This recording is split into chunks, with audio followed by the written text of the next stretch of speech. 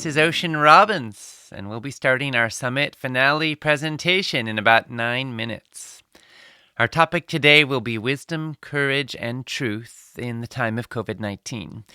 In a few minutes, I'll be joined by my dad and colleague John Robbins, and we'll be sharing some of our takeaways and insights from this summit and giving you a wrap-up to help you ignite and sustain your food revolution in the time of a pandemic and beyond. We'll begin our finale in about 9 minutes. L.A. Fent said, "Thank you from my heart for this deeply moving summit, for your loving approach to the question of food in context with the whole universe of health and love and compassion for all living creatures and the earth. I feel as if there's a little light in my heart, which has not been there before. Thank you." Oh, L.A., thank you for sharing and for the light in your heart. We all have, I think, lights in our hearts that we can help each other remember and light again. Sometimes they go out for a moment, they flicker out for a moment, but then they come back when we surround ourselves with light and wisdom and courage and truth. So thank you for being here. And I agree, we are the Food Revolution Summit. We're talking about food, but one thing we see about food is that it connects us to everything. What you eat literally becomes you. It becomes the cells of your body. It connects you with everything on this planet. And so it's super personal, it's super intimate, and it's also very political. It's a great connector.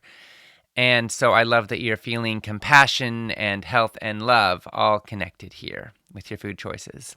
Cecilia from Brazil said, "Dear John and Ocean, I want to express my gratitude for the uplifting, revealing, and high-quality summit you have created this year.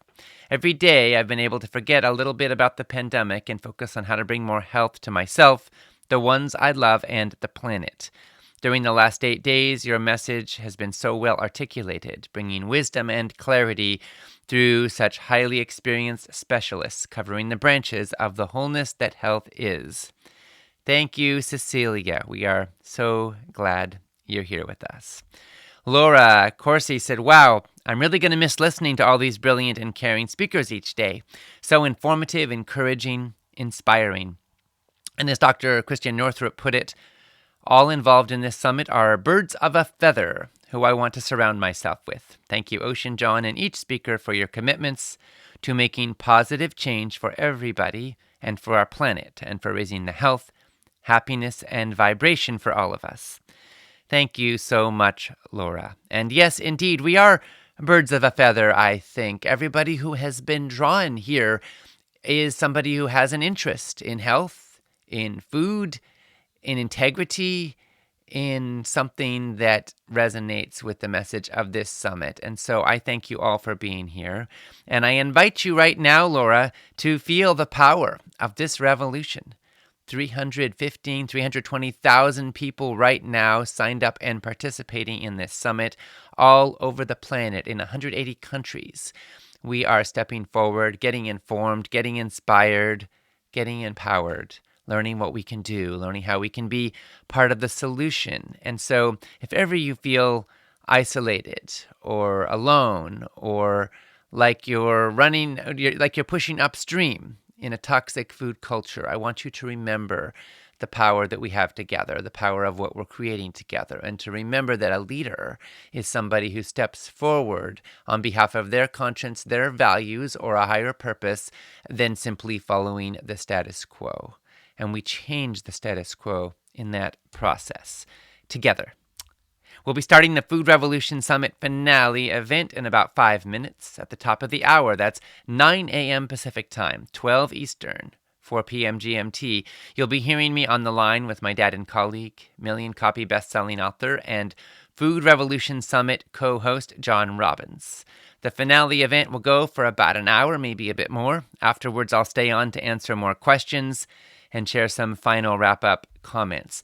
Throughout this time, you can post your comments and share comments on the broadcast page. Make sure to click the Get the Latest Comments button so you can see the most recent ones that have been submitted. And you can also respond to other people's comments, share what they make you think of, share your own reactions and reflections and thoughts. How is this landing? What are your top takeaways? What does this mean for your life? If this is your first summit, what have you most gotten out of it? If you've been here before, what did you learn in the past about how to integrate it, about how to make it land and live in the year or years that followed? We heard from Clementina Ufeli from Nigeria, who said, "This is my first time at the summit. I've learned so much in just a few days. I will do my best to pass it on and join in the revolution. My father died of diabetes. My mother was the caregiver. He was diagnosed at age 40 and lived with it for more than 30 years.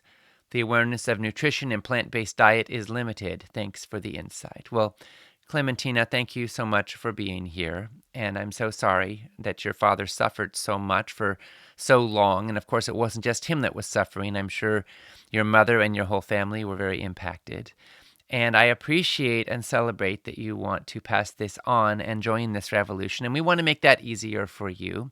So we're going to gift you with an empowerment package to support you on the journey. Our team will be in touch with you. Congratulations. You'll have the MP3s and the transcripts of the entire summit for life. I know you will put it to wonderful use. Of course, you'll also have the bonuses. And I want to give such gratitude to all the people who are stepping up and purchasing the empowerment package as well, enabling us to carry on with this mission and spread this work to more and more people and share this summit for free all around the globe, and also build so we can offer more resources. Our blog has thousands of articles. We reach many, many millions of people every year on there. And we're committed to spreading this message so we can contribute to healthy, ethical, and sustainable food for all. So for everybody who invests in your health and chooses to support our mission with the Empowerment Package purchase, we express our tremendous gratitude to you. We heard from Jean Guibourd, who said, "I am excited about transforming my eating habits. Started 8 days ago and already noticing benefits. Thank you so much and see you next year." Hooray, Jean! I'm so happy to hear that. I hope you'll report back next year and let us know how it's gone for you. Celebrating you every step of the way. Joyce Siegel said, "As I was listening to Marco Borges talk about eating food from the earth as it's found in nature, it dawned on me that the pain I'm having right now is from the not-so-healthy non-dairy frozen dessert that I thought would be a treat. It's the oils and sugars that are causing my pain, and I don't have to do that again. Thank you, John and Ocean, for providing this summit. I'm sad it's ending soon as there's so much to learn. I couldn't take notes fast enough." Well, Joyce, thanks for sharing. I hope you're right, and that as you make that shift away from that non-dairy frozen dessert with the oils and the sugars, that you'll get some benefits. I want to share quickly, our family loves our homemade non-dairy frozen desserts. We do this almost every night, as a matter of fact. We blend up frozen bananas, some other frozen fruit, maybe it's peaches or strawberries or mango, a little vanilla, like a teaspoon of vanilla, enough soy milk or nut milk to blend it all. Blend it all up. You can have it in cones. We use our Vitamix for this, so it's quite thick. And we can have it in cones, and it's so good. Anyway, coming from an ice cream family, I guess you'd expect I'd be enthused about that.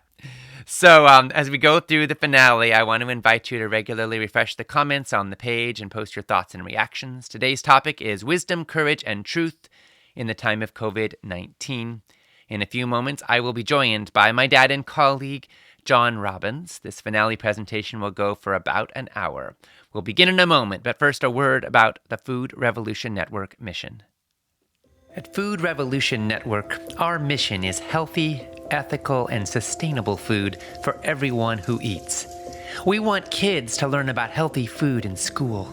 We want doctors to learn how nutrition impacts health in medical school. We want the routine use of antibiotics banned from factory farms. We want a world where everyone, regardless of their ethnic or economic background, has knowledge of and access to healthy food for their family. We want a world in which heart disease, cancer, Alzheimer's, obesity, and diabetes are rare, and in which vibrant health is the status quo. We're spreading the word and standing for change. And with every empowerment package purchased, we make a donation to Trees for the Future, enabling them to plant an organic fruit or nut tree in a low-income community. joy in this movement and support this mission.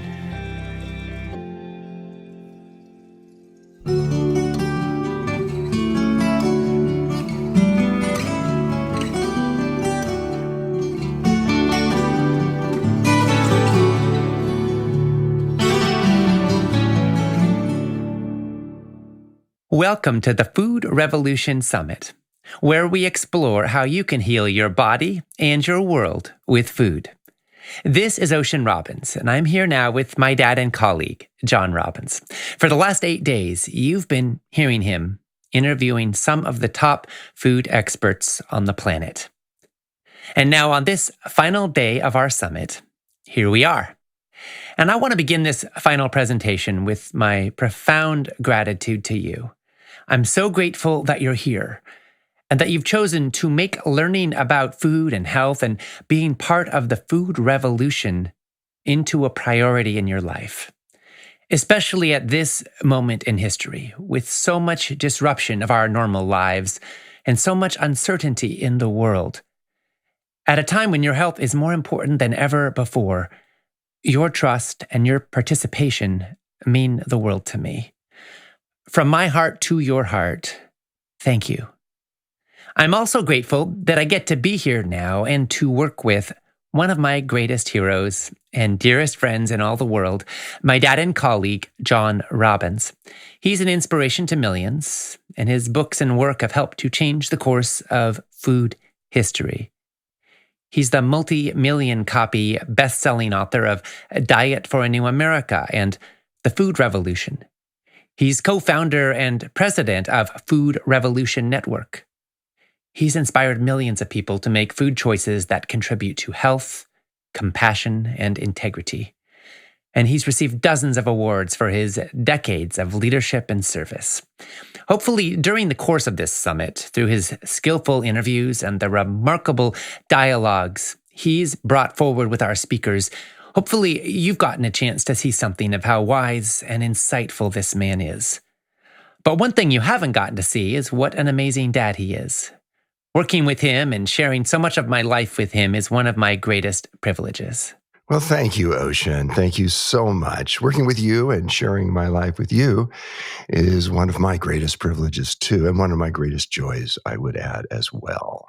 Thank you. And for those of our participants who may not know, let me share a little bit about my son and colleague, Ocean Robbins. I'm very proud of him, of course. But, more than proud, I'm in awe a little bit. I'm inspired by him. I'm led by him often, taught by him often.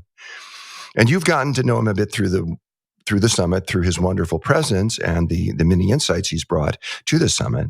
So you may already have a sense of what a loving and what a wise man he is. And he has credentials, too. Ocean is co-founder and CEO of Food Revolution Network. As a teen, he founded Youth for Environmental Sanity, or YES, which is a global youth leadership nonprofit that he directed for 20 years. He's served as adjunct professor for Chapman University, and he's the author of the bestseller, 31-Day Food Revolution. And working with Ocean is something I just cherish. Thank you for those kind words. And now, how would you like to begin? Well, I want to begin by offering my love and compassion to all the people who are suffering terribly from the outbreak of this coronavirus all over the world. We have people listening to us right now in 150 countries. And I know that each and every one of us has been impacted intensely by COVID-19. My heart is with all who are sick, and it's with all who have lost loved ones or fear they might. My heart is with all the doctors and the nurses and the other medical personnel who are working so very hard, and in many cases under terribly difficult conditions to save lives. And my heart is also with all who are experiencing financial distress, whose lives are being brutalized by the economic dominoes that are falling so hard on so many good people everywhere. And my heart is with all of those who have been marginalized by our society, who are suffering intensely from this pandemic, people of color, Native and Indigenous people, immigrants, prisoners, the homeless, and people in assisted living and nursing facilities, to name just a few. Someone once said that a crisis is a terrible thing to waste. My hope is that this summit has given you tools to help you through some of the challenges you're facing. And my intention is that our conversation today, this summit finale, will inform and inspire you about what you can do to live with more health and more hope and more love in this time of global pandemic. Yes, beautiful. I want that too. Based on what we know so far, it seems that about 1 in 6 people who have tested positive for the coronavirus that causes COVID-19 have experienced severe symptoms that result typically in hospitalization. But some people, perhaps even most people, get what feels more like a really bad flu. And some, it turns out, aren't even aware that they've gotten sick at all. They stay healthy and symptom free. How many asymptomatic carriers there are is a matter of hot debate. We really don't know yet. Estimates range from 25% to as high as 95% of all cases. Whatever that number turns out to be, it's very important to remember that even asymptomatic people can spread this virus to others for whom it could become life-threatening. Yes, that is very important for all of us to bear in mind. And a question that's on a lot of people's minds today is, why doesn't this coronavirus impact everyone in the same way? Yes, that is a very important question. We've still got a lot to learn about this virus, but we do know that your underlying level of health has a profound impact on how your body responds to any infection. We also know that heart disease, hypertension, type 2 diabetes, obesity, and other chronic illnesses are all major risk factors for the most serious COVID-19 outcomes. And as we've seen throughout this summit, most of the major chronic diseases of our times are profoundly impacted by your diet and lifestyle. And this definitely includes the specific diseases that are the major risk factors for death from COVID-19. We know that a whole foods, plant-strong diet, along with a few other simple lifestyle practices like not smoking and getting regular exercise, can prevent more than 80% of all heart disease, more than 85% of all hypertension, and more than 90% of type 2 diabetes. I know that if you or anyone you love is facing any of these conditions right now, then that can make COVID-19 all the more scary. But the good news is there are choices you can make today that can slash your risk of the chronic diseases that are such serious risk factors. And while it can take decades for some of these conditions to develop, you can begin to turn many of them around in a matter of weeks. You know, that's really important because we can do something about these conditions. We can do something about it in the short term. We can do something about it right away. Yes. In Italy, 99% of the fatalities have occurred in people with pre-existing medical conditions. 99%. And then in April, the CDC published a report saying that 94% of all the people who had died from the virus in the US thus far had an underlying chronic medical condition, like one of the ones you mentioned. It's now indisputable that if our population was healthier, if the prevailing diet was a whole foods, plant-strong diet, if people were eating beans instead of beef and vegetables instead of processed junk foods and far less sugar, if we weren't compromising our immune systems with poor dietary choices, the death toll from COVID-19 would be far lower than what we are now experiencing. It would. You know, COVID-19 affects people of every economic class, every age, and every ethnic background. But it impacts some communities more than others. In the United States, it's estimated that compared to a white person, an African American is more than twice as likely to die of COVID-19. Why do you think that's the case? Well, before I answer that question, I just want to say how sad it is that that is the case. Yes. People of color have so much higher rates of the chronic diseases that are such serious risk factors for dying from this virus. For example, Black people have a 77% higher risk of diabetes and are 51% more likely to be obese. And for Hispanics, it's similar. This is in large measure because the foods available and affordable in Black and brown communities tend to be mostly highly processed junk foods. And since people of color more often live in areas with polluted air, they also tend to have more asthma and other lung diseases. And all of this makes people more vulnerable to COVID-19. Painfully, communities of color also typically have less preventative care, less access to care, and lower quality care. And I say this is painful to me. I don't understand how it couldn't be painful that it exists for all of us. I actually find it outrageous that our health depends so much on our zip code, our economic status, and on the color of our skin. Our healthcare system and our public policies need urgently to change so that all of us have the ability to access and to afford healthy food, so that all of us have clean air to breathe, and so that all of us have access to treatments that are effective for our unique needs. I think it's a crime that this is not already the case. Yeah, I agree with you about that. Another group of people that's uniquely at risk from COVID-19 is older people. Why is it that older people are at such greater risk of dying than younger people?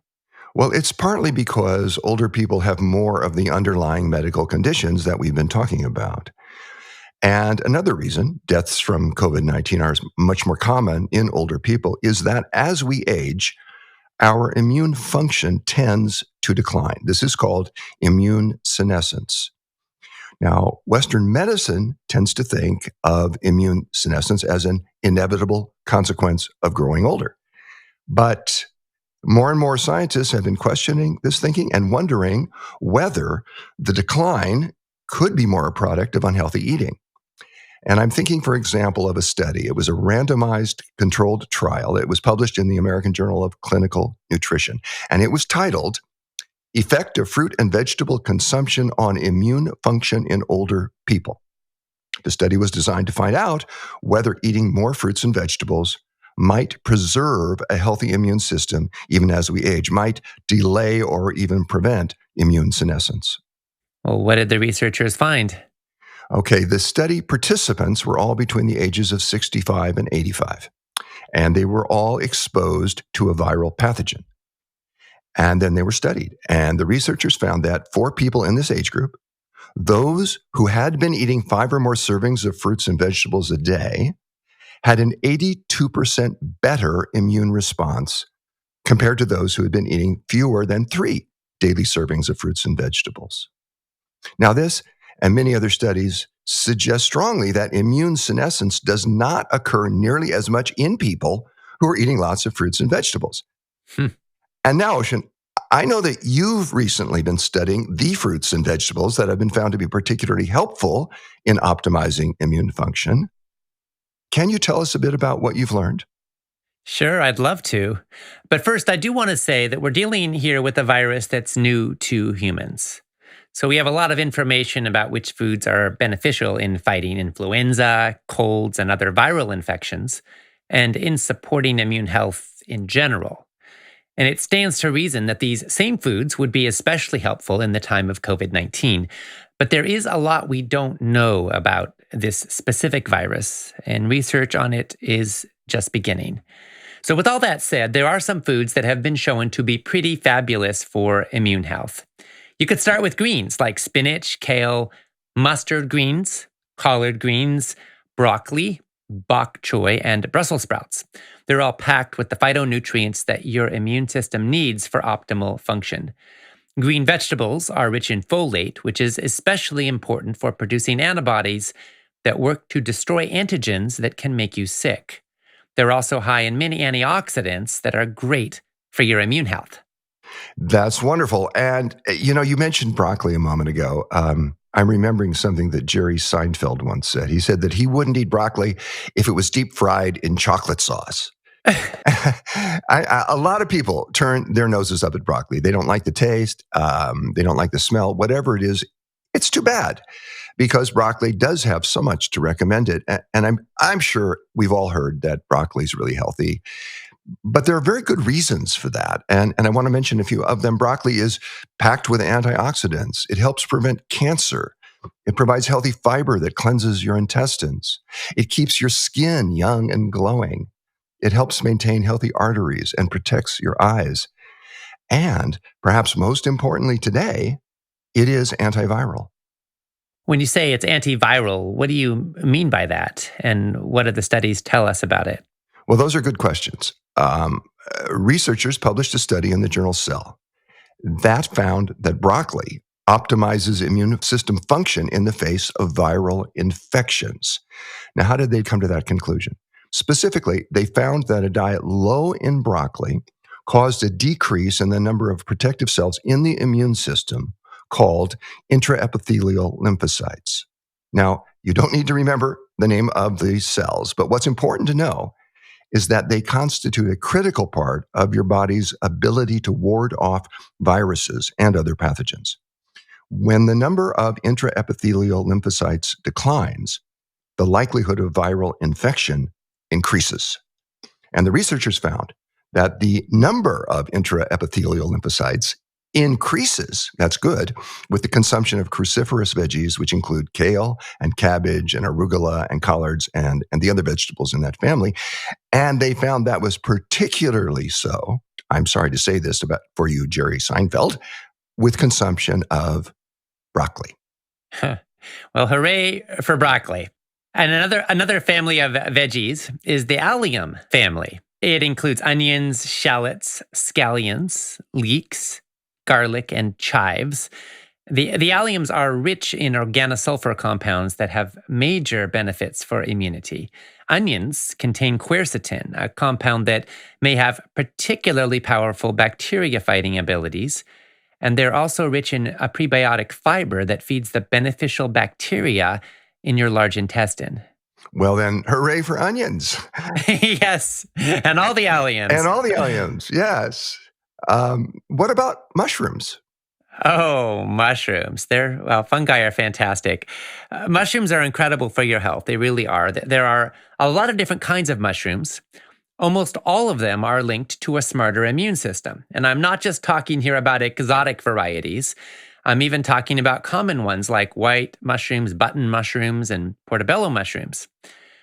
Also, let's not forget about seeds and nuts like chia seeds, flax seeds, walnuts, and almonds. They are also rich in disease-preventing nutrients. They're loaded with fiber, with healthy omega-3 fats, and with micronutrients like vitamin E, iron, calcium, and zinc. Zinc, by the way, is a particularly potent nutrient that supports immunity, so much so that it's sometimes called a gatekeeper of immune function.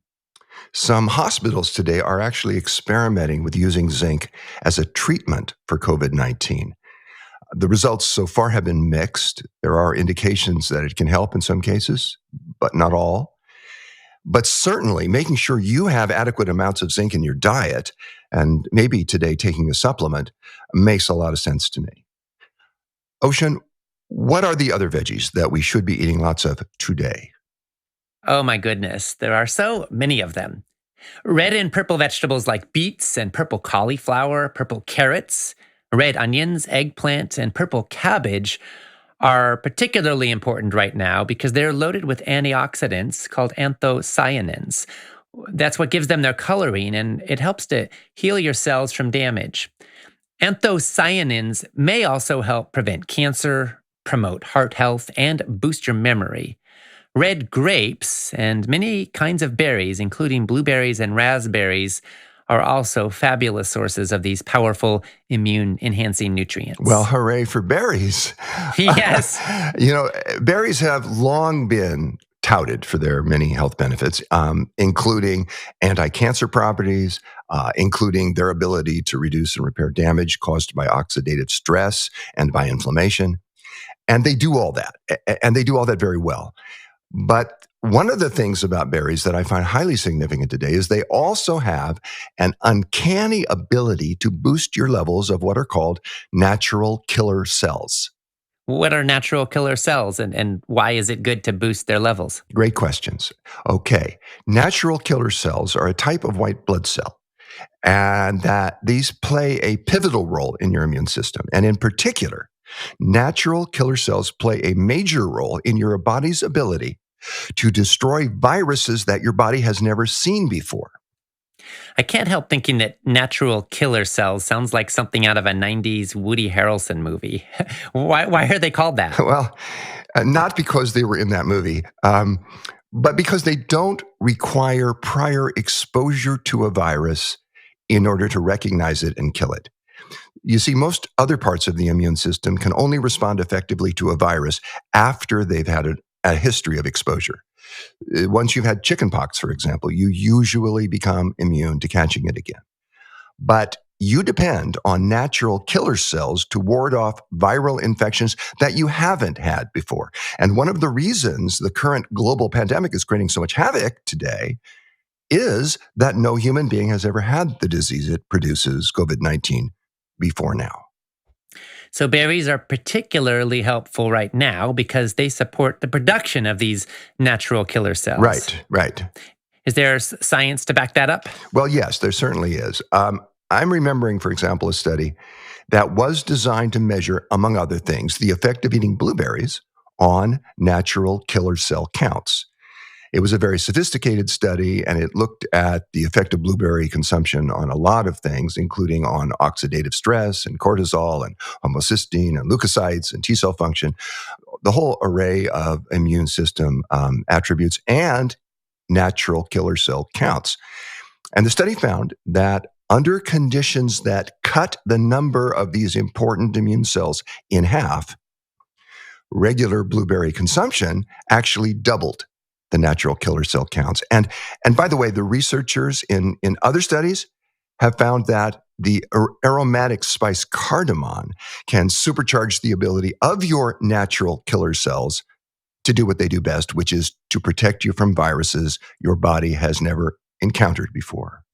It's sounding like we should all be eating blueberries sprinkled with cardamom powder. Well, it wouldn't be a bad idea, but I'm not saying, of course, that eating kale and broccoli and blueberries sprinkled with cardamom powder will cure COVID-19. But I am saying, and this is heavily supported in the scientific literature, that the healthier your immune system is, the better you will fare if you do become infected.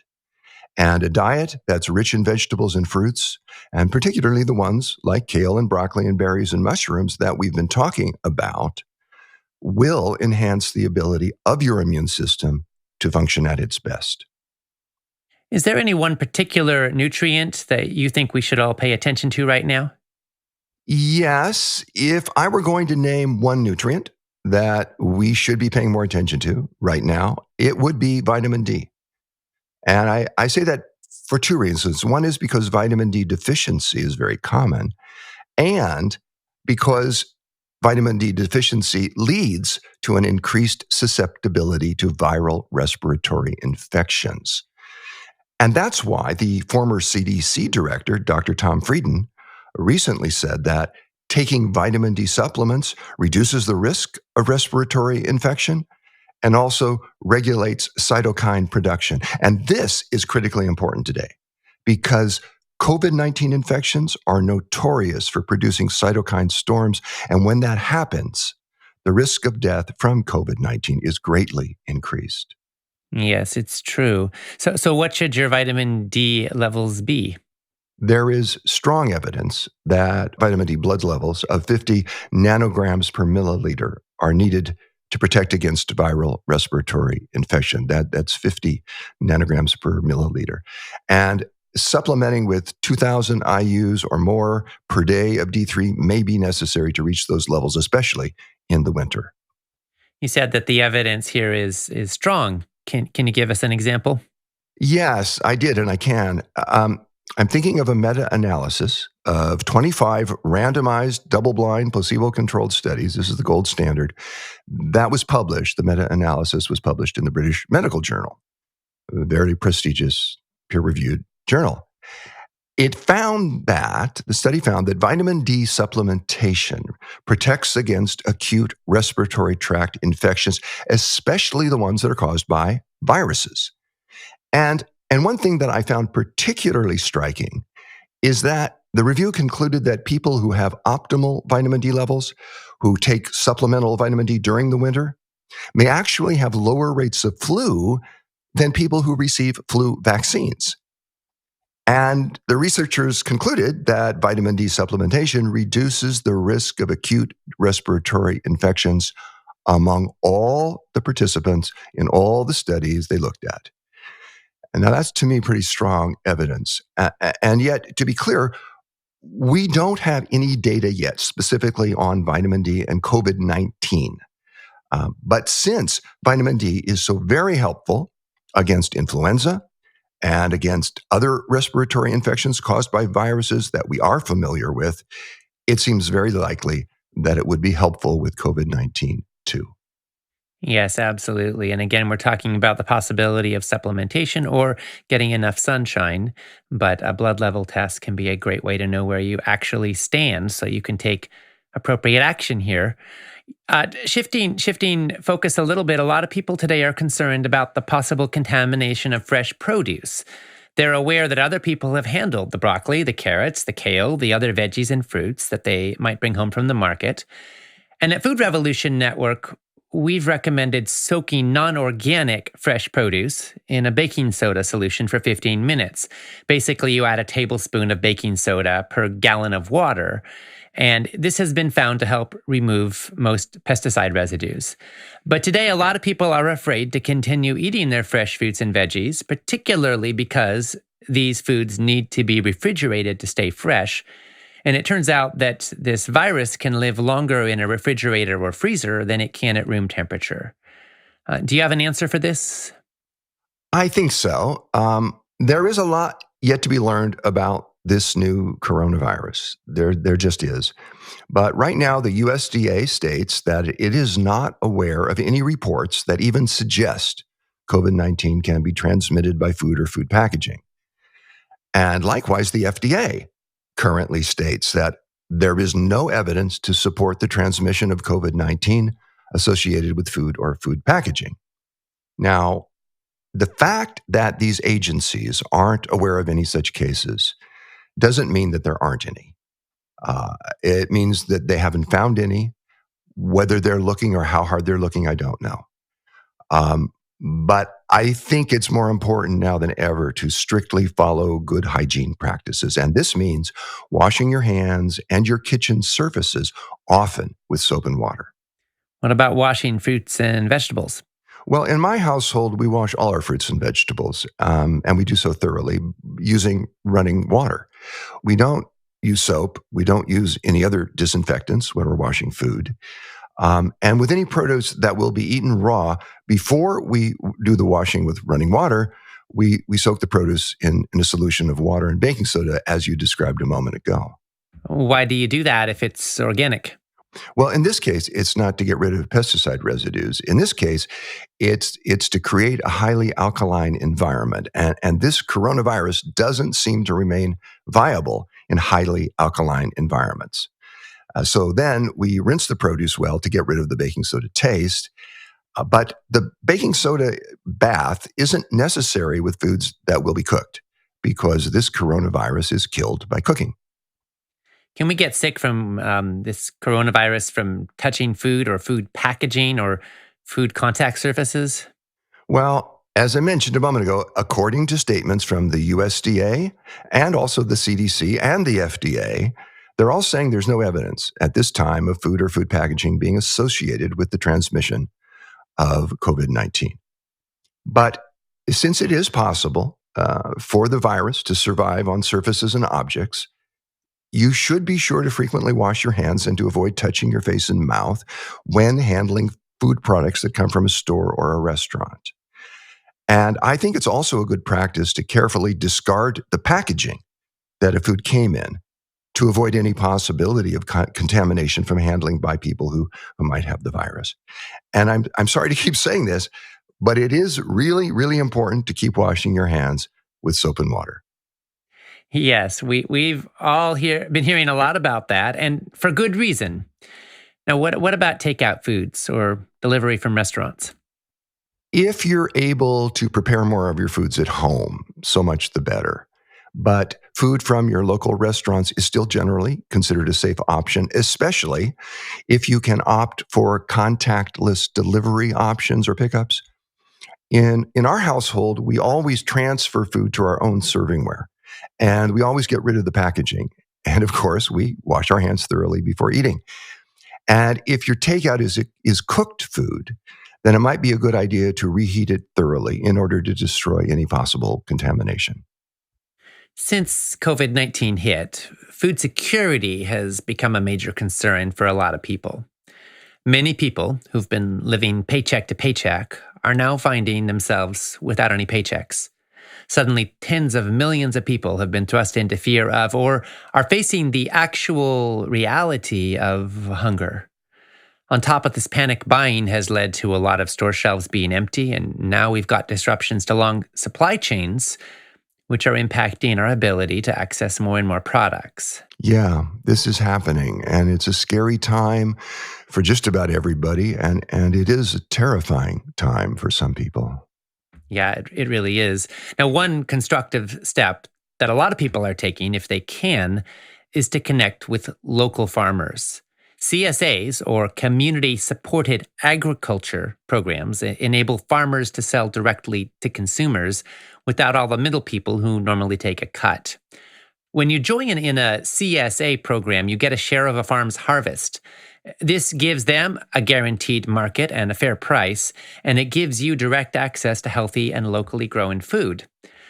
Local food has a lot of advantages, including freshness and supporting a local economy. And now we have to say that food security is a big one as well. Now, this is also a great time to get even more local than that by planting seeds.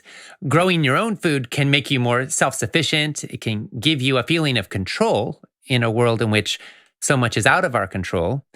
And the truth is that people who grow more vegetables also tend to eat more vegetables. And eating more vegetables is one of the best health insurance policies you could ever hope to find.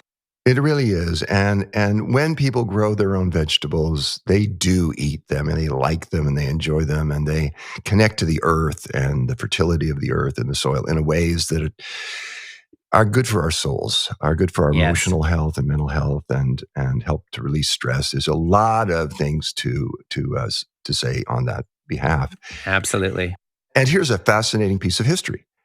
Many of us today have heard about the terrible flu pandemic of 1918 and 1919 that killed more than 50 million people worldwide. But not many people know that it also helped to catalyze a massive gardening movement. People all over the world started growing food wherever they could, on rooftops, in fire escapes, empty lots, schools, and backyards. And these gardens persisted right through the Great Depression and right through World War II. And at one point, there were 20 million backyard and school and community gardens in the United States, and they were providing more than 40% of the vegetables eaten in the entire country. Oh, that's terrific. And now as we face a new pandemic, it is a great time to plant seeds if you can. In most places, springtime is a great time to start planting seeds, and gardening has been repeatedly shown to be a great stress reducer. And that's something we could all use right now too. Plus, growing some of your own food can save you trips to the grocery store, which is a real benefit in times of physical distancing. I kind of want to be a cheerleader here for growing some of your own food if you possibly can. It can give you more self reliance and food security. It can lower your grocery bill, get you cleaner and safer food, give you more exercise and time outdoors, and it can also contribute to a healthier planet all at the same time. Well, if you're a cheerleader, I'm cheering along with you because this is so wonderful. But I also know that some people don't have access to places where they could grow food outdoors. Yeah, it's so true. But there is an indoor option that's incredibly convenient and nutritious and easy. It's sprouts. You can sprout the seeds of vegetables, grains, and beans in your kitchen, and the actual sprouting process takes just a few days. It turns out that it dramatically increases the nutrient value of the seeds that you sprout. which is fabulous. A lot of people are cooking more today. Somebody told me recently that they had discovered a new restaurant that they hadn't known about before. It's called The Kitchen. And remarkably, they let you make your own food there and use your own ingredients, and it's open 24/7. And you don't have to wear gloves. I love that people are cooking more now and that they're becoming more confident in the kitchen. Yes, hooray for cooking. Hooray for gardening. Hooray for sprouting. It's so true. The surge in cooking might be one good thing that's coming out of all this. People who cook at home tend to eat healthier foods. So, one thing that's happening here in this time of crisis is that a lot of people are reacquiring an ancient skill. More home cooking will lead to lower rates of obesity and of chronic diseases like type 2 diabetes, heart disease, and stroke. In uncertain economic times, in fact, in any times, learning how to prepare healthy food is one of the most empowering skills you could ever acquire. It really is. It certainly is. You and I have been talking a lot about some of the bigger issues at play with our health and COVID-19. A lot of experts are saying that this global pandemic and potentially other serious infectious plagues are a result of the way that we human beings are interacting with our planet and the animals who live here with us. Could you talk a little bit about that? Yes, that's a very important topic, and I want to spend a little bit of time on it. Well, part of it is the ways that a warming climate makes the world more hospitable to viruses and to pathogenic bacteria. But it's also about how we've been pushing into the very last wild spaces on Earth. When we burn and plow the Amazon rainforest so we can have cheap land to graze cattle or to grow cattle feed, or when wild animals in China are hunted to extinction, or when we intrude on wildlife habitats, what happens is human beings then come into very close contact with wild animal populations, and those animals are often under very severe stress from what we've done to them and what we're doing to their habitats. And then what happens is those animal populations can transmit new kinds of diseases, viruses and bacteria and other pathogens that we're just not ready for. Bats, in particular, have a knack for hosting pathogens that can infect people. The coronavirus that causes COVID-19 almost certainly originated in bats. But bats are not the only animal that can do that. Most people just don't realize how many infectious diseases have been transmitted to humanity from animals. COVID-19 is really far from the first. It is very far from the first. Tuberculosis was originally acquired from goats. Both smallpox and measles, among many other diseases in that family, are caused by viruses that mutated into their virulent form while living in cattle, from where they were then transmitted to people. We got whooping cough from pigs. We got typhoid fever from domesticated chickens. We got influenza from ducks. Leprosy may have come from water buffalo, and we got the cold virus from horses. Wow, that's quite a list. So does how we treat animals play a part in all this? It very much does. It really does. Many zoonotic diseases, which is what diseases are called that come to humans from animals, including the current coronavirus that is turning our world upside down right now, spill over into humans as a consequence of the ways in which we treat these animals. The live animal markets of China are a prime example. What is it about these live animal markets that makes them so conducive to transmitting serious infectious diseases? Well, you've got all kinds of animals who would never be near each other in the wild, terrified and being butchered very close to the people who are purchasing them to eat. You've got crowded cages of animals packed very closely together, and there's a lot of contamination with the feces and the urine and the blood of different species all mixing together. Sounds kind of horrendous. But what about it facilitates the infection of human beings? Well, people, including the sellers and the buyers, the butchers and the consumers, are exposed in these markets to a flood of blood and excrement and other bodily fluids and parts. And once a single human is infected, then transmission from human to human is almost inevitable. These live animal markets are notorious for being places where terrible viruses can spill over into humans. Dr. Anthony Fauci recently said that it boggles his mind when we have so many diseases emanating out of these places that we don't just shut them down. COVID-19 is widely believed to have first passed to humans at a wild animal market in Wuhan, China. Yes, that's true. And some people are therefore saying that this is really a Chinese problem. Some people are saying that, but the truth is it could have happened in a lot of places. MERS, also known as Middle East Respiratory Syndrome, originated in the Middle East. It spread to humans from bats, with camels playing an intermediary role. Ebola began in Africa, probably from humans eating bats, but possibly from humans eating chimpanzees infected with the virus that had been living in bats. HIV/AIDS also began in Africa from eating a chimpanzee infected with the simian version of the disease. It sounds like maybe we should stop eating bats and chimps. Well, that would be a very good idea. That would be at least a start. But it doesn't go far enough. If we're serious, if we want to prevent further global pandemics, we have to change the way we treat animals. And that includes bats and chimps for sure, but it also includes cows and chickens and pigs and turkeys. Okay, so now you're talking about the animals that Americans eat every day. Are you saying that yet another global pandemic could actually arise from the way that we produce meat in the United States? I am saying exactly that. And I know that's frightening, and I know it seems like almost too much given what we're already dealing with today, but it is a fact. The conditions that facilitate the emergence of new infections and new infectious diseases, the animals being kept in extremely crowded and confined spaces, are standard operating procedures in the modern factory farms that produce nearly all of our industrial meat and dairy products and eggs today. Increasingly, we have coronaviruses like porcine Delta coronavirus in pigs emerging and circulating among the animals confined in factory farms. Does this increase the likelihood that strains with the potential to spark another global human pandemic could emerge?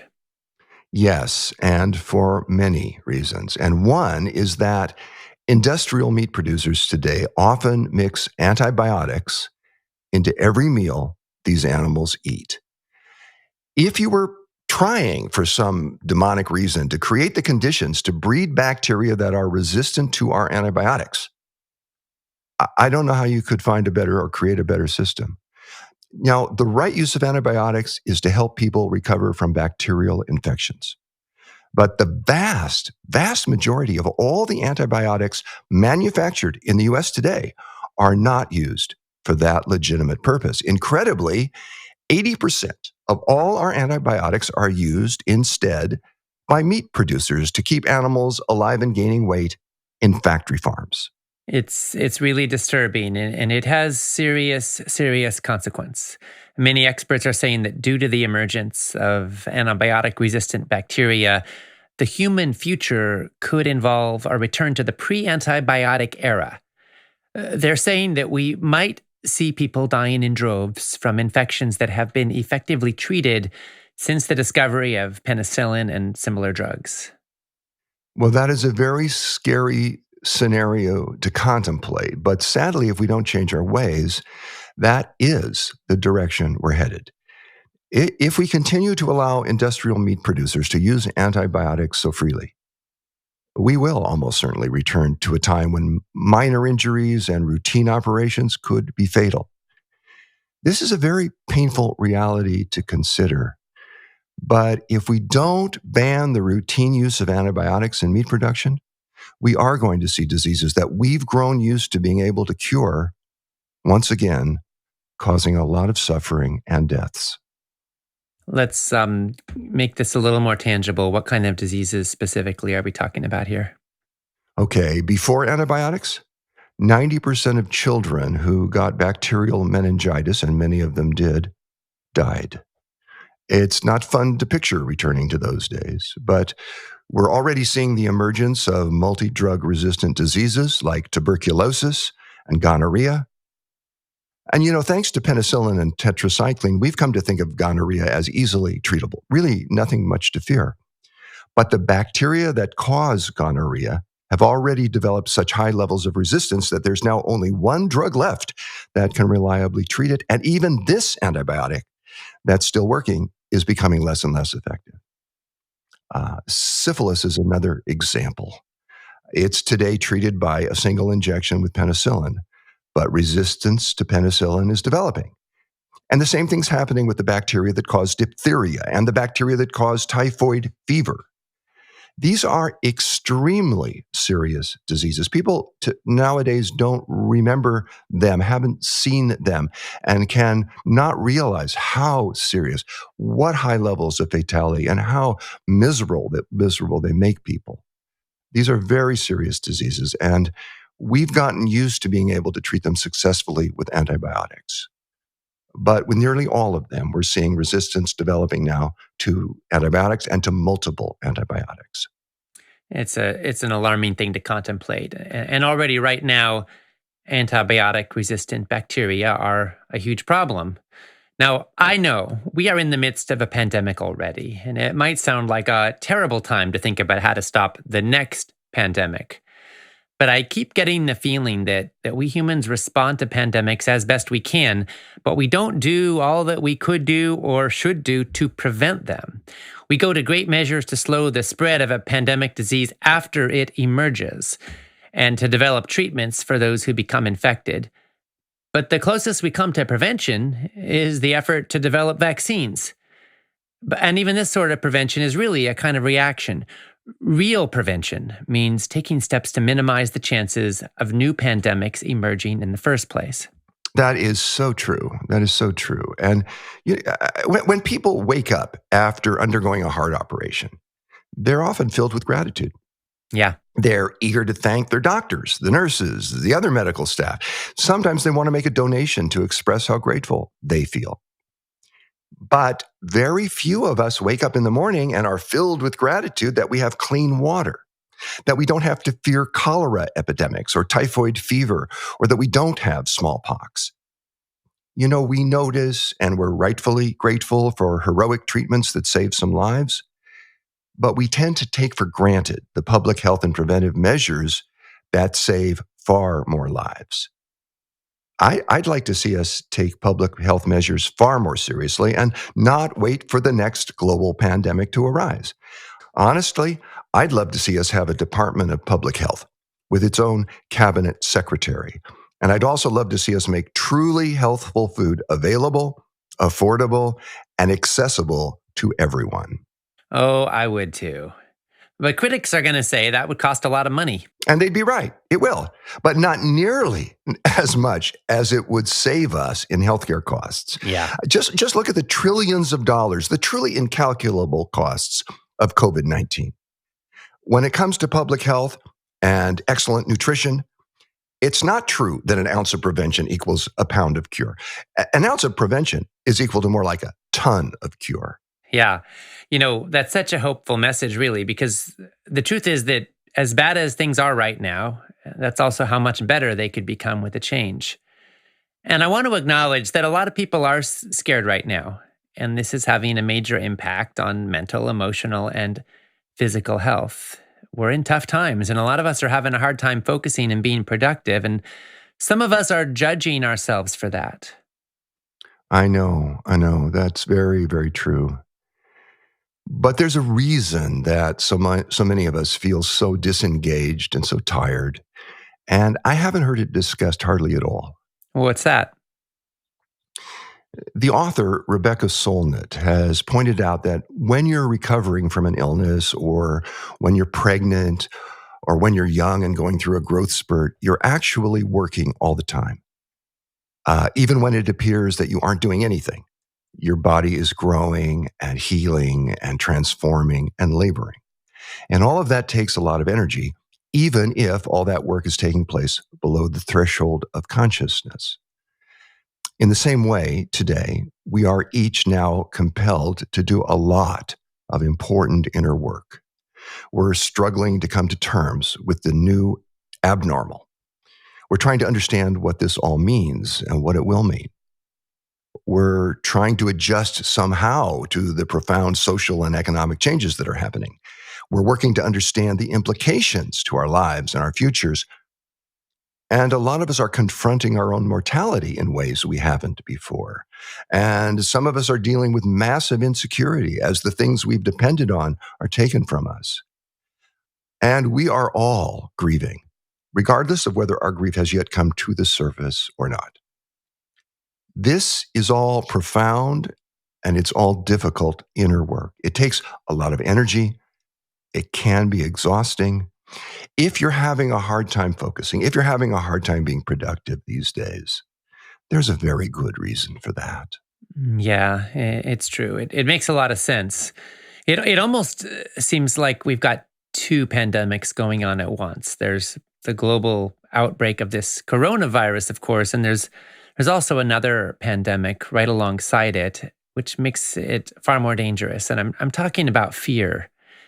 Fear can spread as fast as any virus. It sure can. And there's an explanation for why that reveals something about who we are as human beings. When we humans perceive a threat, the amygdala in our brains detect stimuli that are associated with danger. The amygdala then conveys to the rest of the body the message that there is a threat, and this in turn elicits a fight or flight reaction. How does the amygdala know what is a threat and what isn't? What cues tell it that we're in real danger? Those are great questions. We have evolved to watch other members of our species for cues about potential dangers. Picture a horse that senses danger and begins to run. When one horse runs, the others in the herd will almost always follow. We aren't horses, but we have also evolved to be exquisitely sensitive to the panic of others. We even have a specific brain region, the anterior cingulate cortex, that lights up when we sense fear in other people. This part of our brain immediately transfers this signal to the amygdala, which then triggers our own fight or flight reactions. The point is, we all look to others for how to respond in a crisis. We look to others for behavioral cues. And our ability to read other humans and to respond accordingly is one of our greatest assets as human beings. It allows societies to collaborate, to share ideas, to be empathic with one another, but it also makes us quite susceptible to the fears of others. As human beings, we rely on each other for many, many things. It's in our nature to do that. That's who we are. And sometimes this works to our benefit. But this is also why it's so easy for fear to spread rapidly through large groups of people. And today, with the overwhelming presence of social media and the 24-hour news cycle, our brains are literally being bombarded with fear triggers. Yeah, they really are. Living in chronic fear is bad for our mental and physical health. So what are some of the best ways to get out of this cycle? It helps to notice how you feel when you listen to or read certain news sources and when you're around certain people. It's obviously important to be informed, but it's also important not to be overwhelmed or destabilized. You can choose a few news sources that you deem to be reliable and credible and use them to stay informed and up to date. And you can limit the amount of time you spend on social media and be wary of exposing yourself to fear-based people and messages that breed social panic and hysteria.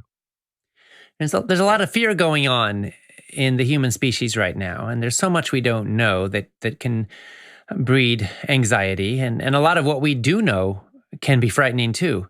Yes, that is very true. There's a lot of fear today.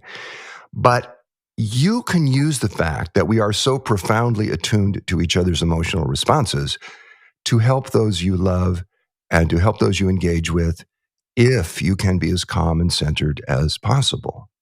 Positive emotional contagion is also very real. Yeah. This is so important. When you're calm and steady and purposeful, you're helping others as well as yourself to find calm in the midst of crisis. And if enough of us can do that, if we can use this innate human response to bring people together in a community spirit, then we'll be more able to find solutions rather than to be torn apart out of fear.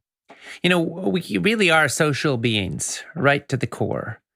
It's why there's an old saying that among friends, sorrows shared are cut in half, while joys shared are doubled.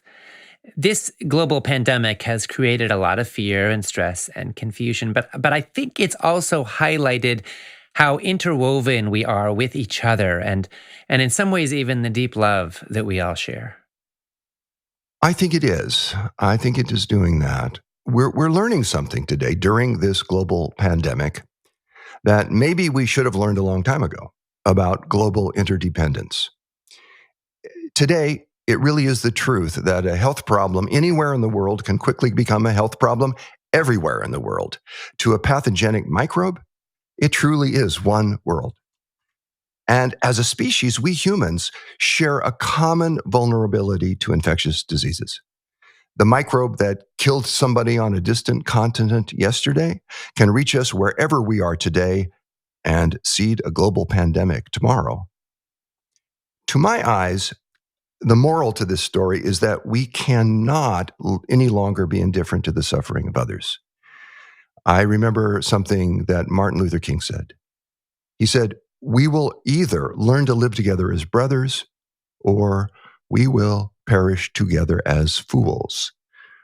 Now, he was, of course, speaking as a human rights leader and activist, but he literally could have been speaking as a modern immunologist. Yeah, he really could have been. Do you think it's possible that we might learn something from all this that could serve us in the future? I don't know, and I'm hesitant to talk about silver linings to this pandemic because there are so many people suffering so greatly. But I am seeing some incredible things already. Just to give one small example, about a week ago in Pennsylvania, 43 men finally went home. For a month, each of these men had been working more than 12 hours every single day, around the clock, and not one of them had left the factory. They had eaten and slept and worked in the factory. Why?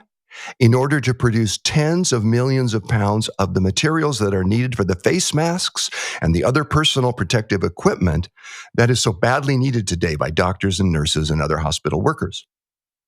Now, nobody had told these workers they had to do this. They had all volunteered in order to help to protect the courageous healthcare workers who are at this very moment risking their lives as they provide care for and sometimes save the lives of the huge numbers of people who've become seriously ill with this coronavirus. My hat is off to, my heart is inspired by these workers. Yeah. And my heart is also inspired by every one of us who is working in whatever capacity to help get us through this in a way that not only retains our humanity, but actually expands our humanity and deepens it. My hope is that this pandemic will somehow help more and more of us to see that we really do need each other and that none of us can be truly safe when others of us don't have our basic needs met. Yes, I hope for that too. This coronavirus has sometimes been called an equalizer because it sickens and kills both rich and poor. But many poor people and many of those who've lost jobs and businesses that they thought were secure are now finding themselves unsure where their next meal might come from. Around the world, food banks are struggling desperately to respond to sudden droves of hungry people in dire need of food. In a lot of cities, the number of people waiting for many hours in extremely long lines in hopes of getting food has doubled or tripled in just the last few weeks. As more and more people find themselves relying on these organizations, the people who are running these programs are facing the pandemic too. Food banks are typically dependent on volunteers, and a lot of volunteer shifts have been canceled because much of the labor that food banks rely on comes from retirees and from senior citizens. As if that weren't enough, hunger relief organizations and food banks are reporting a huge decrease in donations, right at the very time when their work is needed the most. This is true, and it's so very sad. And I'm sure that some of our participants right now are wondering if there's anything they can do.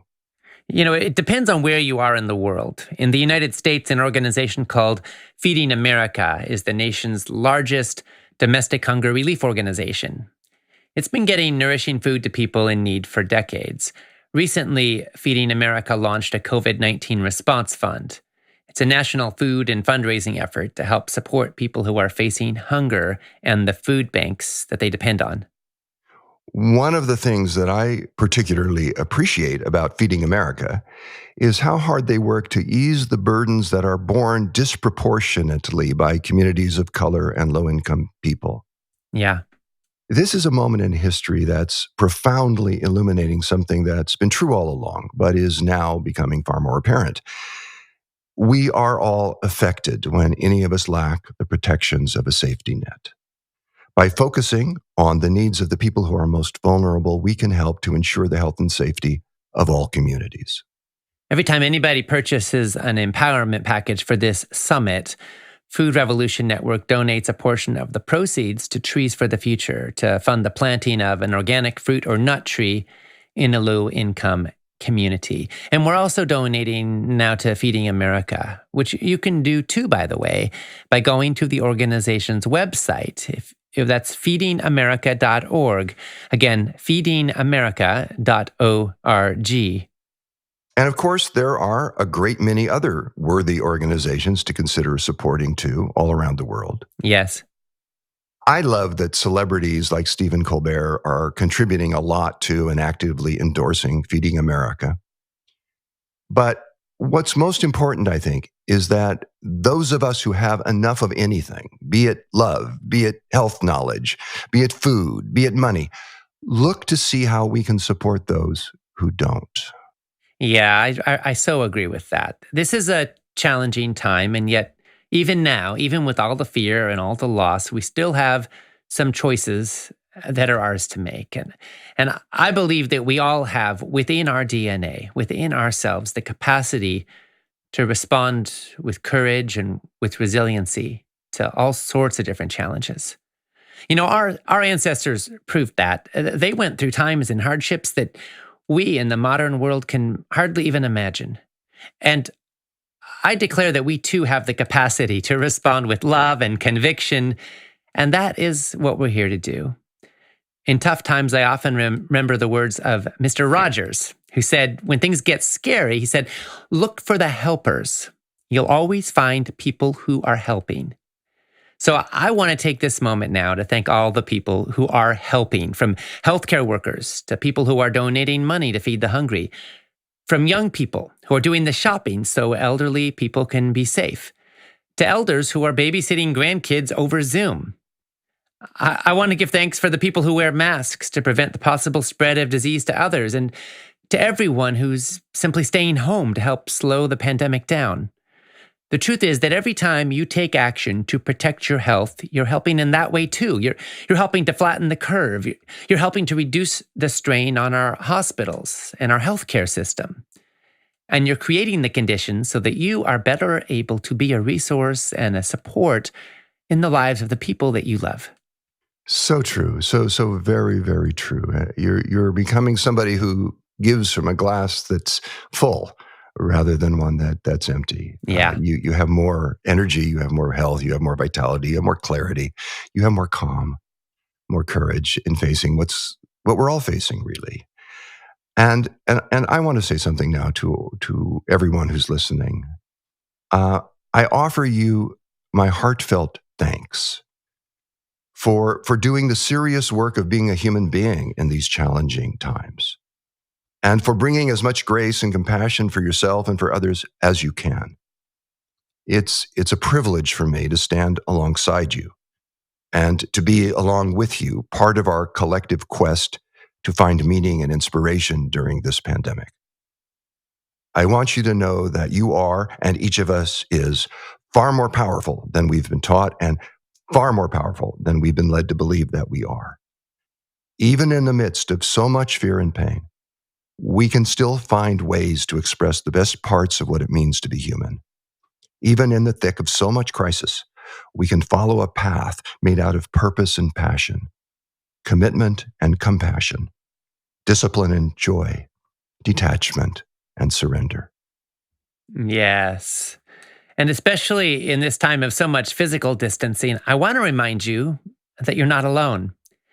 Humanity is, in some ways, more unified right now than it's ever been. The entire human race, every country on earth, is impacted by the COVID-19 pandemic. And the vast, vast majority of us are trying to respond to challenging times as best we can and to take care of ourselves and of each other. There are more than 300,000 people who are part of this summit. Participation has been higher than any food summit in history. If ever you feel like an oddball or a lone voice in the wilderness, I want to invite you to feel and imagine that for a moment. 300,000 food revolutionaries. Right now, you are part of a global uprising of people who are helping to reverse the chronic disease nightmare that's become the norm in the industrialized world. You are part of a surging movement of people who are voting every day with their food choices, with their life choices, with their dollars for greater health, for greater self-reliance, and for a healthier planet. More and more people are learning to cook, planting gardens, donating to help feed people who are hungry, and learning how to make food the foundation of health. Maybe, just maybe, some of us will emerge on the other side of this pandemic as stronger, healthier, and more aware people. Maybe we will learn something now about who we are and what we're capable of. A great deal of suffering and loss is present, and more is inevitable, but so too is love. So too is hope. And I believe that the love and the hope we bring to a moment such as this matters now, and it also helps to shape the future we will create together. Yes, yes, yes. I believe that too.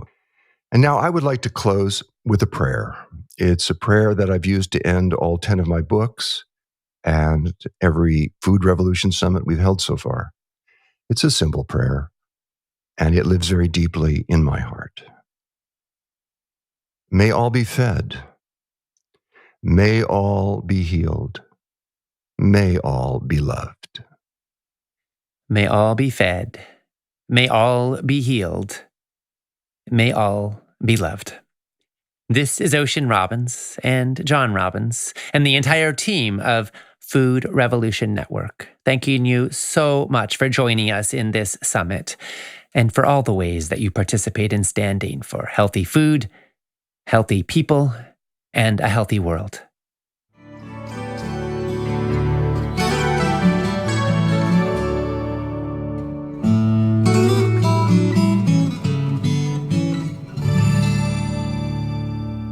Thank you so much to my dad and colleague, John Robbins, and to all of our participants for joining me in this finale. And now as we move into the last wrap-up of the 2020 Food Revolution Summit, I'm going to share and respond to some of the incredibly moving comments and questions that are being posted on our broadcast page. I'll give away one more empowerment package, and I'll share one more finale completion message to send you forward. Jody Mann said, "Love you, John and Ocean. God bless you both. What a lovely partnership.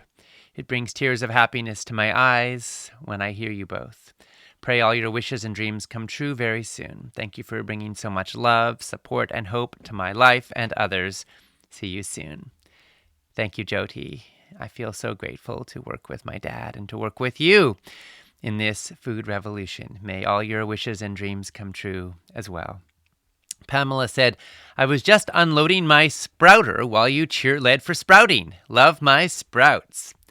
Hooray, Pamela. That is great to hear.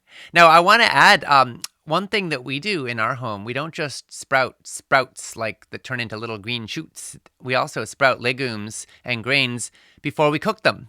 We soak them for a day or two, changing the water every 12 hours. And that kind of germinates them and brings them to life and enhances the nutritional value. And by the way, they cook faster, which also saves some energy too. Beth Haynes said, read yesterday that 160,000 pigs will have to be euthanized because slaughterhouses are shutting down. Is this true? Why?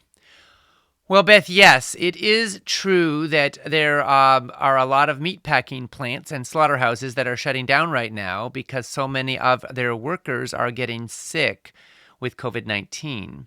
And this is causing, right now, normally these systems are processing 20,000 hogs a day, but a lot of hog farmers now can't send their pigs off to be killed in slaughterhouses because the houses are closed. So officials estimate that about 700,000 pigs across the United States can't be processed each week and have to be euthanized. That's the most recent number I've seen. Whatever the precise number is, it's big. And as I mentioned a few days ago, the president of the U.S. actually declared that these slaughterhouses had to stay open as a matter of national security. And so there's this interesting issue because now a lot of the frontline workers are forced to keep working or lose their jobs, even when many of them are getting sick with COVID-19 and some of them are dying of COVID-19. And this is yet another reason, I think, to transition to a more plant-centered diet right now, because the meat is coming from factory farms and from slaughterhouses where the workers are in very dangerous conditions. We heard from a number of people asking what kind of cones I eat with frozen dessert. Well, because I talked earlier about my beloved recipe for homemade sorbets where we blend up some frozen bananas, some frozen nut or soy milk, some vanilla, and then add in some other fruits. So we can do strawberry or mango, also frozen, or peaches that are frozen. Jackfruit is delicious in there.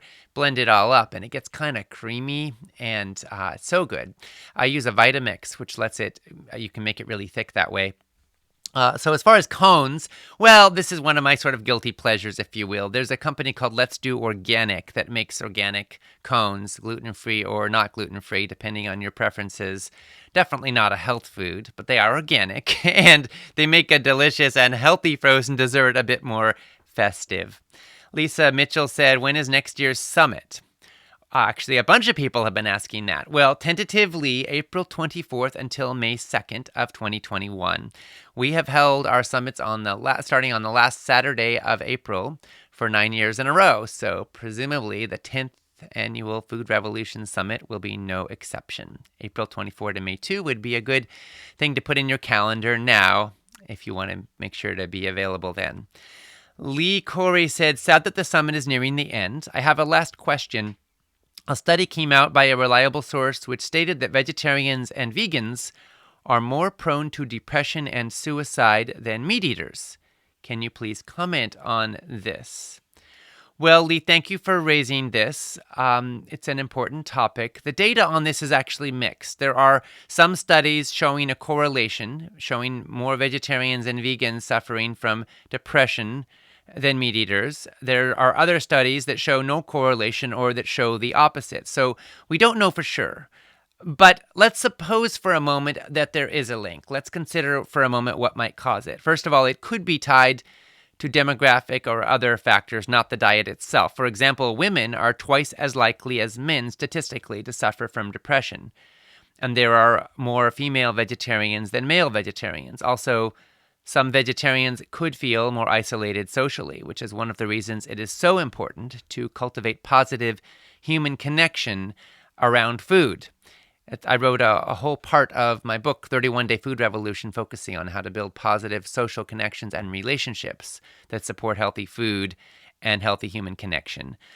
Also, vegetarians and vegans statistically might be more aware of cruelties in the world, and this could be depressing for some people. And I think that positive action is the best antidote to despair or apathy or cynicism, by the way. So Bringing your food choices into alignment with your values and with your conscience is a wonderful step. But some people need to go further than that. They need to take further action. In my own experience, the antidote to despair is action. That's what gives us hope. Hope is not so much of it's a verb, not just a noun. It comes from what we do and how we live. Now let's talk nutrition for a moment. There are a couple of nutrients that are important to mental health and to fighting depression that can be low or absent in a vegan diet, specifically vitamin B12 and omega-3 fatty acids. So those are things that everyone should be thinking about, and even people who are eating an omnivorous diet generally do well to supplement with vitamin B12 because about a quarter of the U.S. population is deficient in it, not because it's not in their diet necessarily, but because they may not be absorbing it. Supplements seem to mitigate this problem. And with omega-3 fatty acids, if you do not eat or do not choose to eat some of the high-fat wild fish like salmon, sardines, etc., then, and there are lots of good reasons not to eat those, then algae-based EPA and DHA supplements may be advisable, or certainly getting plenty of flax and chia seeds, which are rich in ALA, omega-3 fatty acids. If you're looking to use nutrition to boost your mood, then you want to make sure you're getting not only enough B12 and omega-3s, but also make sure you're getting enough B vitamins, folate, which is found in leafy greens, vitamin D, which you can take with supplemental form or get plenty of sunshine, iron, and the trace minerals, lithium, chromium, and zinc. These have all been found to lead to lower rates of depression. For the most part, all of these things are abundant in a whole foods, plant-centered diet that's rich in vegetables, legumes, whole grains, and fruits. Some of the worst foods for mental health are added sugar, alcohol, and fried foods. According to a study that was published in Public Health Nutrition, people who eat fast food are 51% more likely to develop depression than those who don't. So, to make a long story shortly, the bottom line is that you can mitigate any possible dangers that might be there with eating an abundance of some of these healthy, fabulous foods we've been talking about, having positive social connection, and taking positive action on behalf of your values. Katie Chevalier asked, what is your favorite D3 supplement? Well, Katie, of course you can get D3 from the sunshine, but as we've been discussing, a lot of people don't get enough in the modern world. So I do suggest D3 that comes from lichen, which is vegan. I got my blood levels tested, and as a result of those test results, when I don't get 20 or more minutes of sunshine on at least half my body, I generally take about 7,000 IUs of vitamin D3, and that helps me to keep my blood levels right around 50 nanograms per milliliter, which I think is kind of the optimal level for most of us. Supplement-wise, there are lots of vegan D3 supplements available, and there's also one supplement that kind of combines a whole bunch of things in one, which I also take daily. It's available at foodrevolution.org/complement. I don't want to turn this into a supplement ad, but since you asked, foodrevolution.org/complement is the link to a supplement that provides not only D, but B12, and also the omega-3s, EPA and DHA, as well as iron, and a bunch of different zinc, selenium, chromium, magnesium, iodine, which can all be beneficial. So you may find that helpful. Rebecca Daly said, truly sorry this is coming to an end. I have learned so much and I just want it to keep going. In a way it will, because I have the empowerment package and I can listen in again. I already have for some speakers. Also, I have so many fantastic extras that I get to keep learning and using. Tomorrow, I start the 14-day Brightline Eating Challenge. Susan was one of the speakers that I resonated with the most. And after that, so many options of what to choose next. Truly a life-changing time for me. First of many summits to come. Thank you all. Well, thank you, Rebecca, so much for participating, and thank you for making use of the empowerment package. And yes, I want to make sure everybody knows that in addition to the MP3s and the transcripts of the entire summit and the transcripts of the daily wraps and lifetime access to all of it, the empowerment package does also come with 25 powerful health boosting bonuses. One of those is the 14-day Bright Line Eating Challenge, which helps you dive into the work of Dr. Susan Peirce Thompson and Bright Line Eating. If you're looking to lose some excess pounds or gain more control or freedom in your food life, this can be an incredible resource. And there are so many others. So make sure when you check out the empowerment package that you also do take a look at all those bonuses. They will give you an incredible abundance of resources, more than $2,000 worth of resources to choose from to support you in your ongoing journey. And by the way, if anybody was inspired by Dr. Susan Peirce Thompson's work and wants to take steps to understand how your body responds to food, there is a quiz. I've mentioned this earlier. I'll say it again. It's free. You go to foodrevolution.org/food quiz. Again, that's foodrevolution.org/food quiz. And you can find out how susceptible you are to food addiction and also take steps to join in more of the work of Dr. Susan Peirce Thompson. Cheryl Shao said, my version of panic buying is panic planting. I've never planted so many vegetables in my gardens, all from seeds. I have seed trays filled with tiny sprouts, which will become nutritious plants for our family. It gives me so much hope to see this. Thank you for your encouragement to plant as much food in your own garden as possible. We are so grateful to have the space in our yard to convert to organic edible gardens. The summit has been so excellent and inspiring. Thank you so much. Well, Cheryl, thank you. That is wonderful news. And by the way, gardening is good therapy too. It's correlated with better mood. So we were talking earlier about depression. There's nothing quite like planting seeds and connecting with the earth to find our sense of place. No matter how crazy things get in the world, gardening gives you roots. It gives you connection to the earth and the vitality of life, and that can be very good for your soul as well as your health. John Crocker from Taiwan. Actually, I'm going to jump because I think we already addressed this one. Jane Kersley said, thank you, John and Ocean, for this great summit. I've signed up for 2 weeks of Bright Line Eating, and I'm determined to move to a plant-based diet.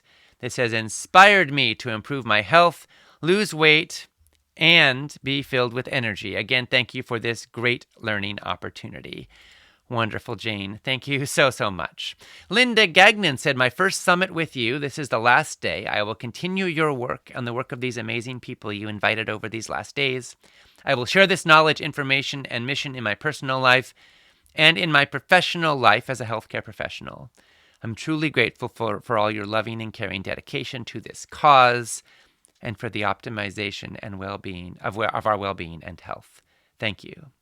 Well, Linda, thank you so much. I'm so happy you're here. And I want to share with you and a few other folks 3 resources that Food Revolution Network offers that you'll be learning more about if you stay on our email list. First of all, there's 31 Day Food Revolution. That's the book that I wrote that came out last year, which really is designed to walk you through implementation of all we're talking about here in 31 simple steps, 31 chapters.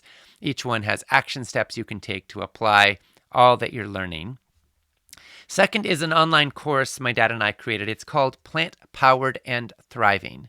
It's a 6-week journey, and it really walks you through implementation of a healthy eating, plant-powered lifestyle.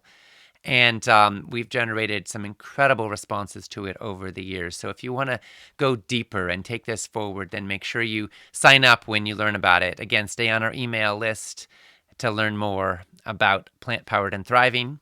And lastly, Whole Life Club is our ongoing membership community. It provides wisdom and recipes and community, ongoing support. The word WHOLE is an acronym. It stands for Welcoming, Healthy, Organic Lifestyle Empowerment. And where there's about 7,000 people in this membership community right now. It's an incredible community, and every single week you get Action of the Week videos from me and recipes, abundance of delicious whole foods, plant-powered recipes, and it all focuses on themes. So every month there's a theme, whether it's brain health or positive social connections or growing healthy food or heart health or anti-cancer living. Every month we have a theme, and we have recipes and wisdom and a guest expert to ask questions and engage with. and it all focuses on helping you make progress towards your life goals. So stay tuned to learn more about Whole Life Club. And if you do get an empowerment package, you have an opportunity right when you purchase, after you purchase, to sign up for 3 free months in Whole Life Club. Cindy Frey said, John and Ocean, thank you for this beautiful summit in our time of crisis. It's been a great lineup of speakers, and you can just hear their passion for what they do and what they stand for. I've been at a couple of your retreats. I can't wait to give you 2 hugs again. Well, thank you so much, Cindy. We can't wait to give you hugs again, too. I think one thing a lot of us are missing right now is hugs. So here's a big virtual hug to you and everybody who is part of this, sending you all so much love. And I want to say here now how grateful I am for the hundreds of thousands of people who are joining in this summit right now. Together, we are helping to deepen a global revolution in how we grow, how we process, how we prepare, and how we eat food, how we think about food, how we share food. Thank you so much for being a part of it. We are changing lives together, and none of this would be possible without all the people who are investing in our work and in their own health by getting the empowerment package. It gives you the entire summit for life, plus transcripts and over $2,000 worth of bonuses from our speakers and partners. And it also helps us carry on as we're standing for a food revolution. This year, Food Revolution Network is advancing campaigns to get nutrition taught in medical school, to get routine use of antibiotics out of factory farms, to promote planting fruit and nut trees in low-income communities, to provide more healthy food to hungry people. And we're developing new projects and initiatives with the goal of continuing to advance the food revolution and spread the word as widely as possible. So when you get an empowerment package, you're helping make all that possible, and you're also supporting your own health and your own ability to carry forward with your food revolution now and in the future. And of course, it is available for a huge discount between now and the end of the day tomorrow. So make sure you check it out if you're interested in stepping forward while you can get this discount. Lisa Jester said, several years ago, I was diagnosed with breast cancer. I'd planned to purchase the summit, but we just learned my husband's work will be announcing layoffs at the end of this month. So instead, I've taken notes and will hold the encouragement these talks provide for as long as I can, hopefully till next year's summit. Thank you so much for your life-saving, valuable work. It's definitely making a difference in my life. Well, Lisa, we're sorry to hear about the uncertainty with your husband's work, and also about the breast cancer diagnosis, and we want to support you in your health journey. So we're going to gift you with an empowerment package. Congratulations. I know you will put it to good use. Daniel said, wow, I started on day 7 due to a late discovery of this summit in my email messages. I'm very sick with heart issues and high blood pressure, and I commit that starting today, I will eat no meat or dairy to improve my health. You inspired me to make this permanent change with many professional talks and information. Your passion and knowledge is hard to find. I'm glad I discovered this summit. God is watching over me. Thank you to all speakers and supporting staff behind the scenes. I know for sure I will be healthy in no time, and I will keep you posted. Thank you, Daniel, for sharing. We are sending you our love and our prayers for your health every step of the way. And yes, please do keep us posted. Elise Dawson said, I've been eating much better than I used to this week. It's amazing how much better I already feel. My starting focus was a cup of color each day. I have more energy and feel more positive. Is it possible that it is food related even during the same week? Well, Elise, thank you for asking. And yes, it is. You know, some people experience that healthy eating builds up over time. And some people don't experience radical change right away, but some people do. Some people have more energy, more vitality, more mental clarity starting in a matter of even a meal or a day. Feel lighter, feel clearer, feel more vibrant. So bless you and keep it up. Now, I want to take a moment now to honor and celebrate people who are making all of our healthy food revolution possible, our farmers and our farm workers. You know, these are people who often work incredibly long hours. Their livelihood depends on the sun, the weather, the water, and of course the soil. They're working right through this pandemic, and some of them are frontline workers who are taking greater risk right now so they can feed us. And their labor literally enables us to eat. A lot of them are facing tremendous pressure in the direction of mechanization and pesticides and treating our farms and farm animals like factories. But in that context, there are millions of farmers many of them operating on a pretty small scale, many of them operating on very little money, who are doing incredible work as a labor of love, working to maintain a balanced and sustainable ecosystem and wanting to feed us all healthy, life-giving food. So I, for one, want to express my tremendous gratitude to the farmers and the farm workers who make our food possible. Let's all give thanks for them. And I want to celebrate all the people who are making this summit possible, some of whom are not so visible. You know, a lot of people are honoring my dad and me, and we feel so privileged to work together in this work and to be of service in this world. But I also want to uphold all the people who make this possible. Speaking for myself, I feel like one of the luckiest guys on the planet. My wife of 26 years, my beloved Phoenix Robbins, is the greatest partner I could have ever imagined. Phoenix helps me to know and be true to who I am, supports and affirms me, loves me intelligently and brilliantly with a full heart, and Phoenix is at the core of everything I'm able to accomplish and give. So if you've been touched or moved or inspired by anything I've been able to share or give in this summit, then I want you to feel Phoenix's presence there as well. I'm so grateful to my mom, Deo, who's got to be one of the finest and most love-centered humans on the planet. I feel so blessed to witness the love, the purpose, the transformation, and the service that she and my dad have been co-creating for more than 50 years. And I am so grateful to be one of their creations, literally. I also want to take a moment to celebrate my twin sons, River and Bodhi, who've been amazingly resilient through all the changes going on in the world in the last months, and especially during this summit. They've had less of their dad than they'd like, and they've been so patient and so supportive. And I want to also thank Joy and Tomas and Jocelyn and everyone else who's made our safe little home eco-village community such a beautiful and love-filled place. And I want to celebrate and appreciate the entire Food Revolution Network team, including Sierra, Michael, Mark, Karen, Chris, Veronica, Anne-Marie, Chelsea, Josh, Liana, John, Zach, Lily, Victoria, Grace, Nicole, Jason, Tracy, Max, Lauren, and all of the other incredible members of our team at Food Revolution Network who have truly poured their hearts and their souls into making this all possible. And of course, I want to thank all of you, our participants, because you are making this summit, and more importantly, the mission this summit stands for, possible. And because of you, it isn't just possible. It has legs, it has potency, it has power, it is happening, it is alive, it is real, it is growing, and it is helping us all together to change this world. In honor of our staff, my dad and I are making a donation to Feeding America, which will enable them to provide 50,000 meals. A lot of people are hungry right now, and we want to help where we can. And I want to honor all of the people who are serving food in every way, shape, and form to help avert hunger, and especially the people who are bringing healthy food into the mix. We're so grateful.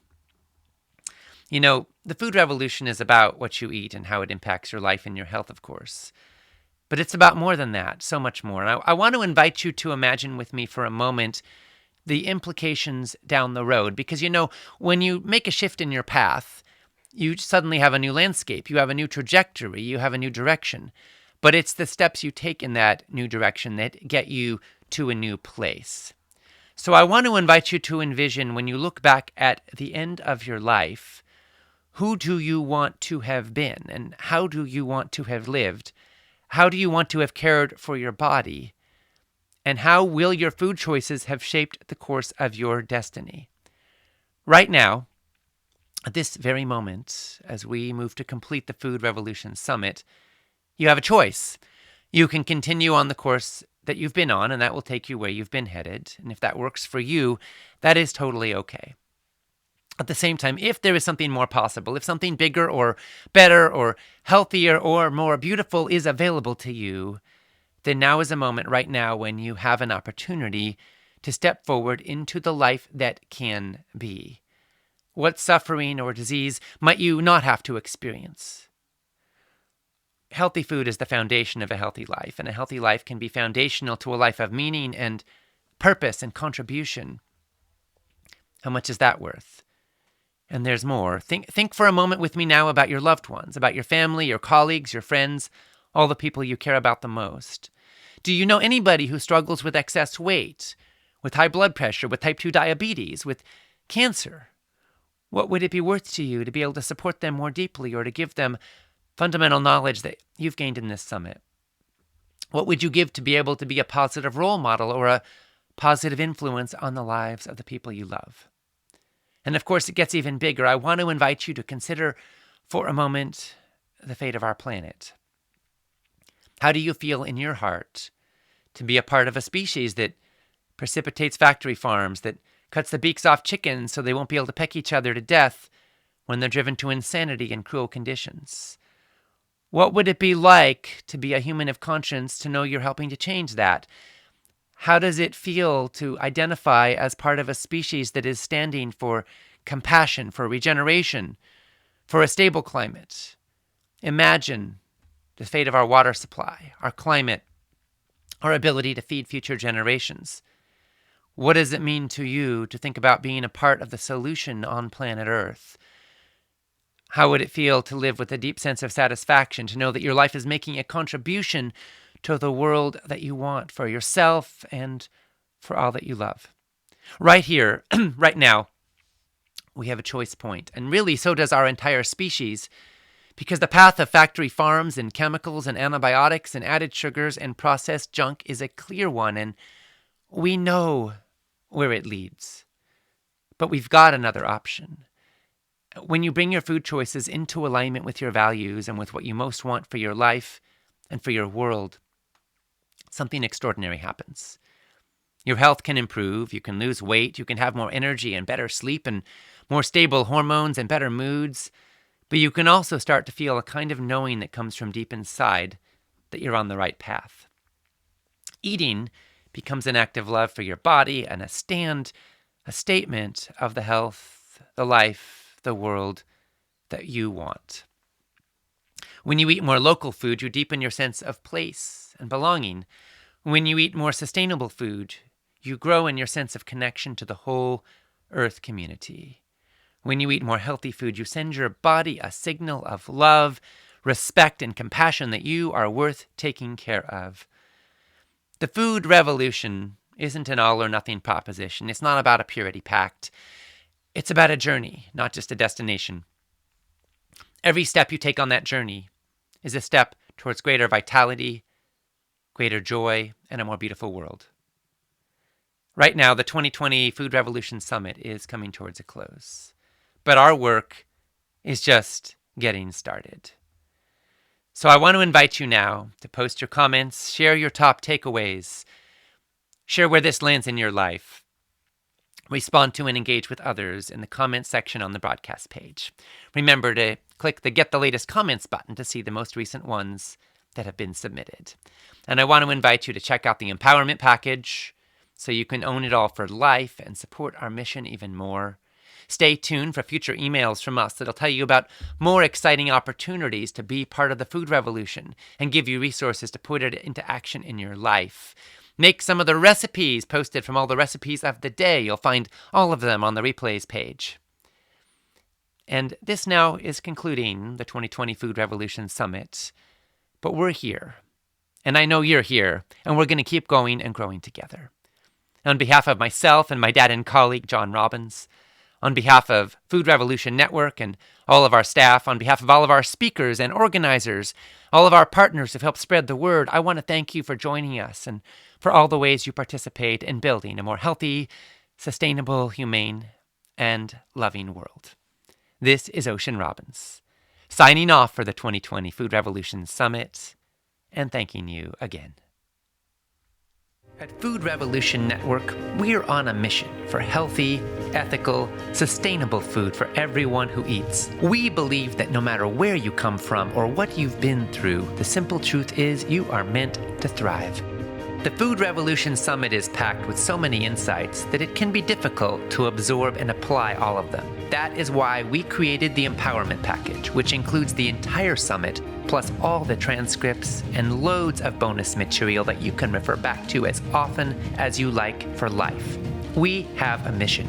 We want an end to routine use of antibiotics in factory farms. We want kids to learn about healthy food in school. And we want doctors to learn about nutrition in medical school. We want to slash rates of heart disease, cancer, diabetes, and obesity, and to uplift the health of millions. When you purchase the Empowerment Package, you are supporting your health and this mission. And for each package purchased, we make a donation to Trees for the Future, enabling them to plant an organic fruit or nut tree in a low-income community. Invest in your health and the health of those you care about most, and help us change the status quo by purchasing your Empowerment Package today.